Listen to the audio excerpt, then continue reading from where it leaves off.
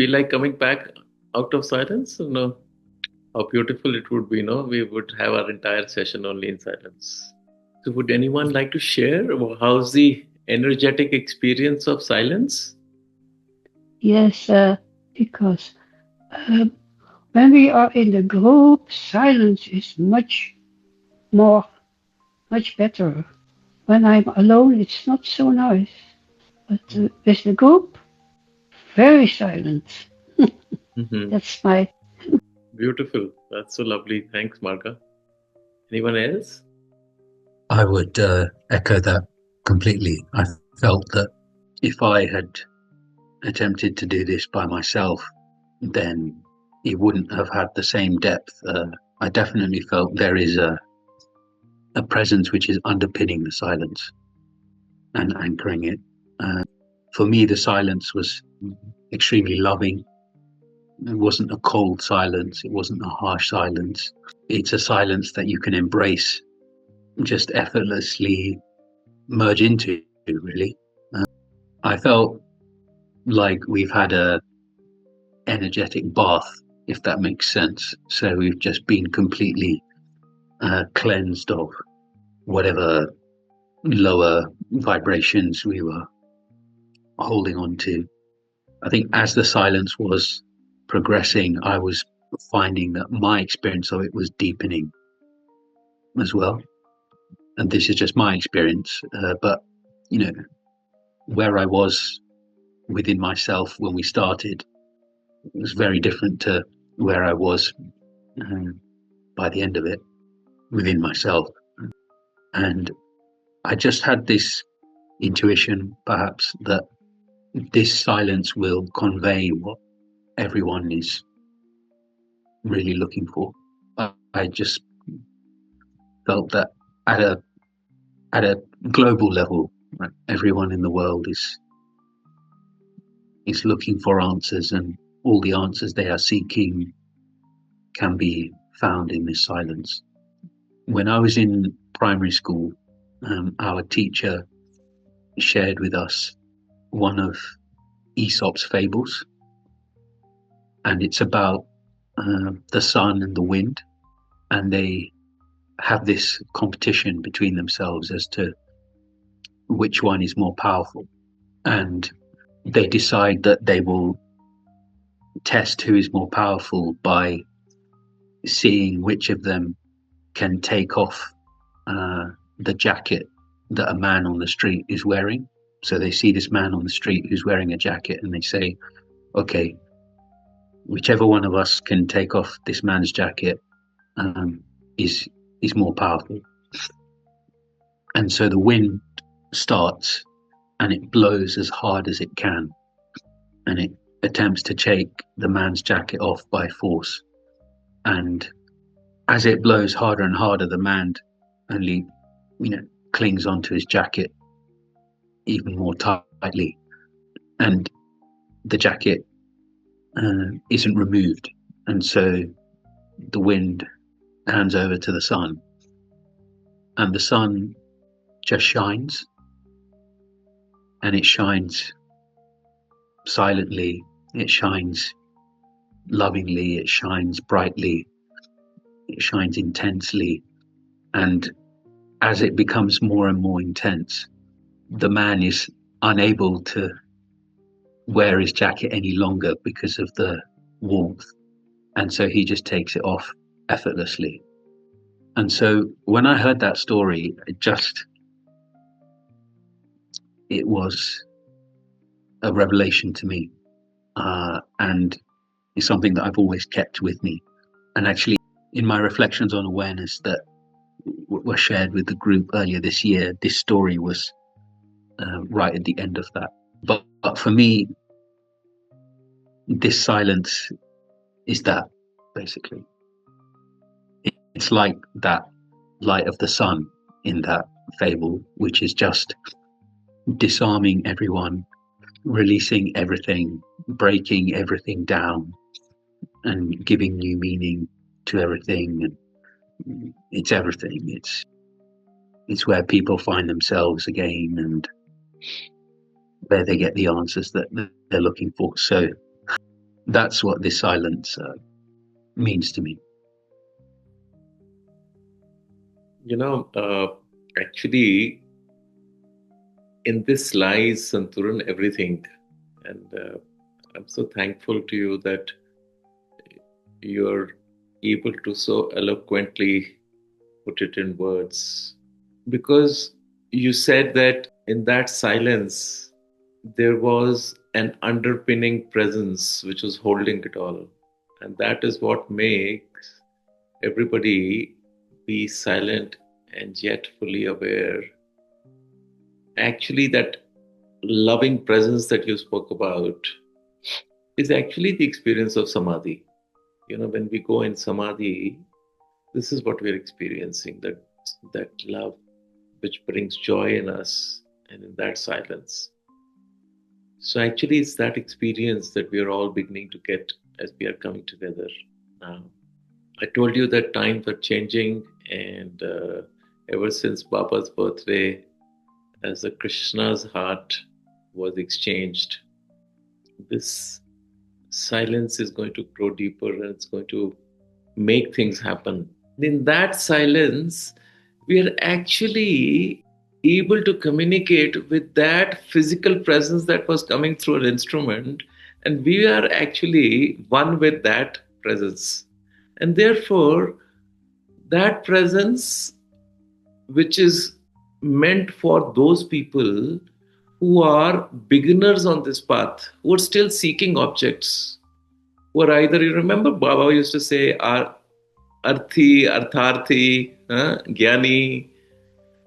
So the ones who are still seeking something, who have still desires in them for objects, who want their problems to be solved, who still have some little things still that need to be fulfilled, little desires of life or problems to be solved. These kind of instruments are there for them, because remember, consciousness wants to serve everyone who is on this path. Okay, and therefore will choose different instruments for different set of stakeholders, because to God all are one. To God all need guidance. To the ones who are on the beginning stage, they are to be attracted and they get greatly joyed by these manifestations. Then there are those who are on the path, who want nothing else other than God. But for that, you have to let go of all your desires and all that you want in life. And you have to embrace nothingness. To that, God comes as only as a fragrance. Because fragrance is sweet. Sweetness is a symbol of God. Remember the whole idea of the deer seeking the musk, whereas the musk is within the heart of the deer. Similarly, this fragrance is within us. This presence is within us. But still, to us, what happens on the outside, it attracts us. We are still get swayed by the external manifestations. The way we get swayed by the form of Swami, because we keep calling Swami's name, but in our head, we're always looking at Swami as a person. And therefore, we always make Swami and us as two. So clearly, it is all that's happening to us, and all that is appearing in our life is nothing but a reaction, a reflection, and resound of our inner feelings. As we are, so is what is manifesting to us. We don't realize that, but we keep, in the absence of that awareness, we keep attributing it on others. We keep attributing it as someone else is doing something else to us. Whereas no one is doing anything other than just reflecting what we are going through. So, really, this silence is what is God. The silence is what is who we call as Swami. That silence, in that silence, as you said, the underpinning presence of love, that is God. And when we all come together and sit together in silence, this holder of this whole creation, which is nothing but the energy of love, which is who Sai Baba is, not Sai Baba was. Sai Baba is that presence. That's all that he has come to give us this experience. And this experience is just going to grow by the minute and the time, because the time has come, because this is what we were hoping for. This is what we were pining for. Yesterday, we were sitting together and we wanted to do a small satsang. I said, what is the highest discernment? We talk about Viveka and Vairagya. And I ask you, Santuran, what, in your opinion, is the highest Viveka? What's the highest discernment? Krishna is asking Arjuna.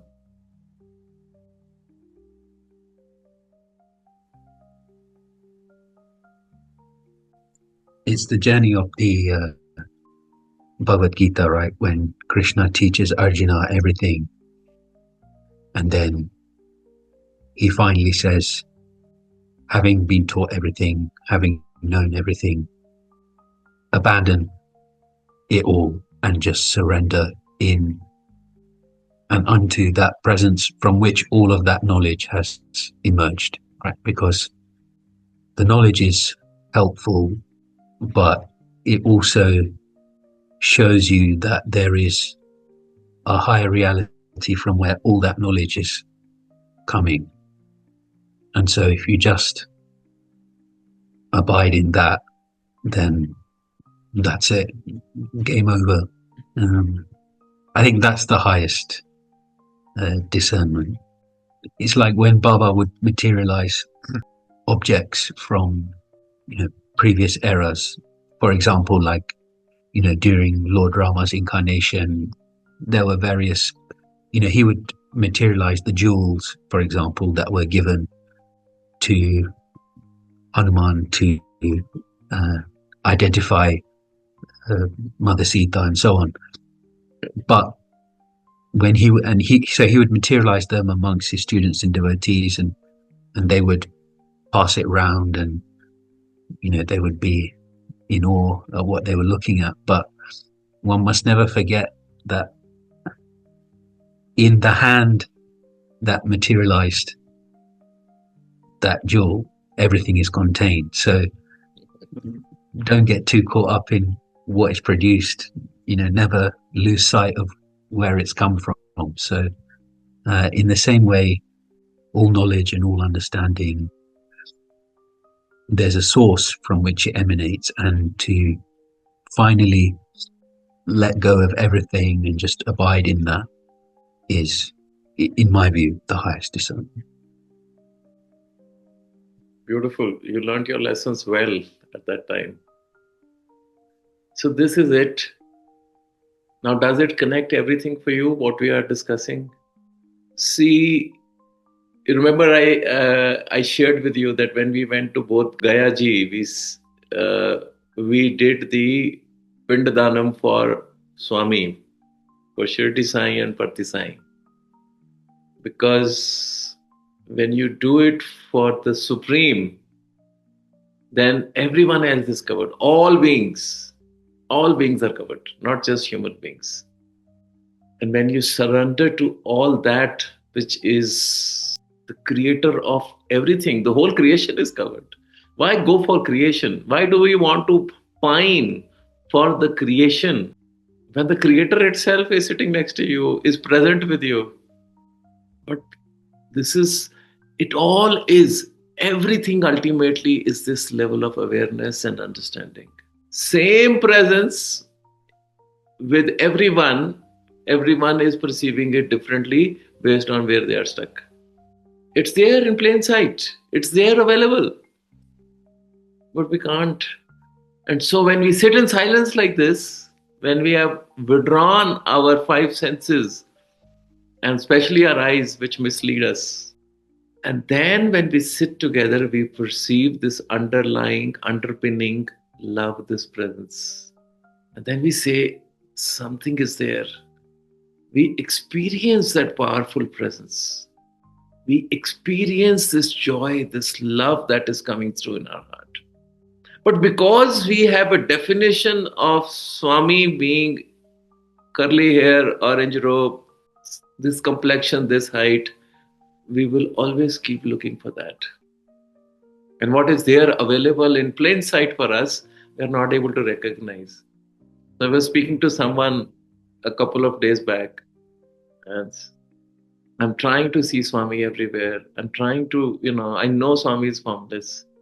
I said, the day you can see Swami in me, that day you would have moved beyond this understanding of Swami being a person, where you can start seeing Swami then in everyone.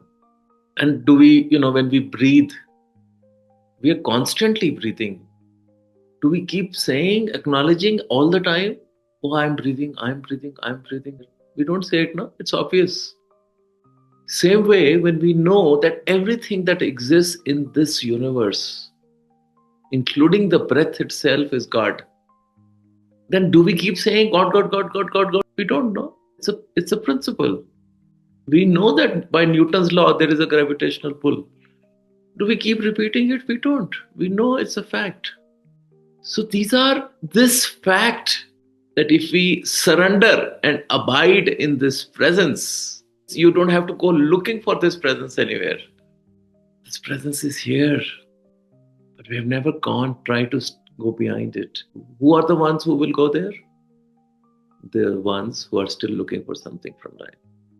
And so on, our senses keep dragging us outside. And our mind keeps us in its clutches.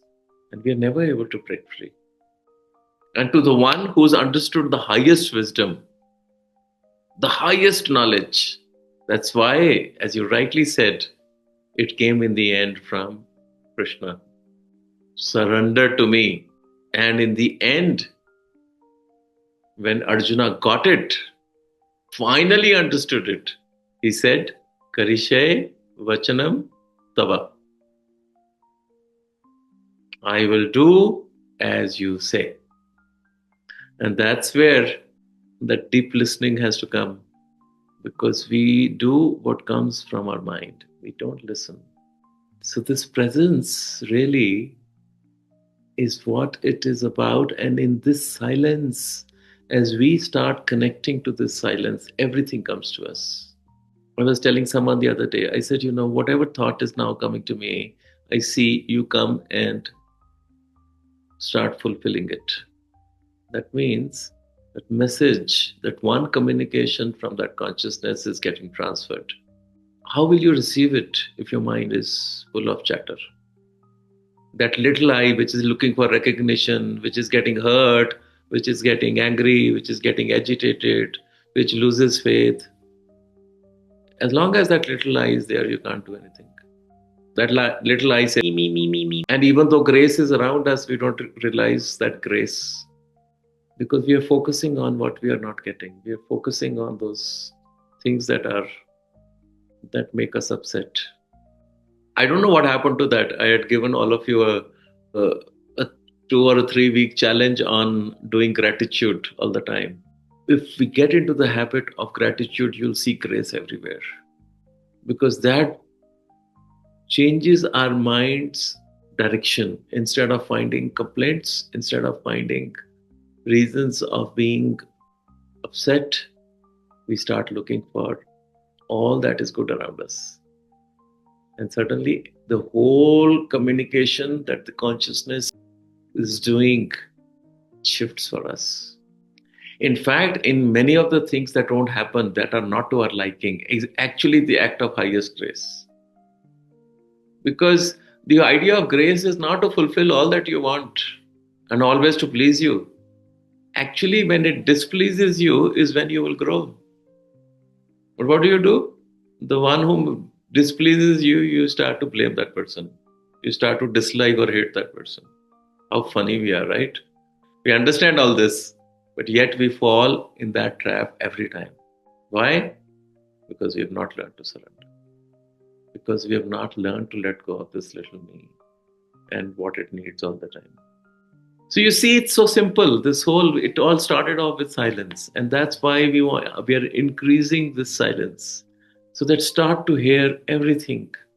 All that you need in this universe is contained in that silence, because in that silence resides God, and in that God is holding that love for you. Be careful what you ask in this silence from God. If you're still looking for materiality, then you will get materiality.